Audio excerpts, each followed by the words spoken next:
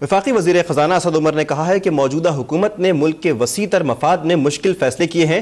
گزشتہ حکومت نے معاشی ترقی کے جعلی اعداد و شمار پیش کیے۔ انہوں نے شرح تبادلہ کی سطح کے معاملے پر IMF کے ساتھ ڈالر کی قدر پر کوئی بات کرنے کی تردید کر دی۔ کہا کہ ڈالر کی قدر میں اتار چڑھاؤ کی بنیادی وجہ قیاس آرائیاں ہیں۔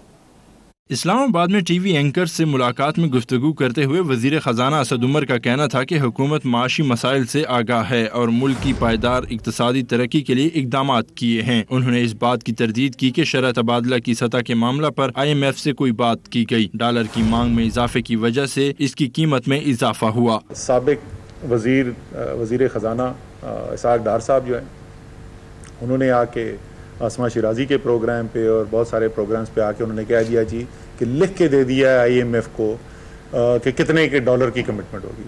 IMF کے ساتھ یہ میں بالکل واضح کر دوں کہ یہ ان کی کوئی مطالبہ بھی نہیں ہے کہ ڈالر کتنے پہ ہونا چاہیے۔ ایکسچینج ریٹ مینجمنٹ کیسے کرنی ہے کیسے نہیں کرنی اس کے اوپر بات چیت چل رہی ہے کہ ڈالر کی قیمت کیا ہونی چاہیے، تو مطالبہ ہی کوئی نہیں ہے تو ہمیں ماننا تو دور کی بات ہے۔ وزیر خزانہ نے کہا کہ ماضی میں جاری خسارے کی وجہ سے بھی ڈالر کی قیمت میں اضافہ ہو چکا ہے۔ حکومت نے 8 ماہ میں جاری کھاتوں کے خسارے پر قابو پایا، جبکہ 7 ماہ میں گزشتہ حکومت کے مقابلے میں دگنی سرمایہ کاری ہوئی ہے۔ سیمنٹ، گاڑیوں، پیٹرول اور بجلی کی کھپت میں بھی اضافہ ہوا ہے۔ تحریک انصاف اوسط 8 مہینے کی افراط زر 6.9% اور زیادہ سے زیادہ 9.4%۔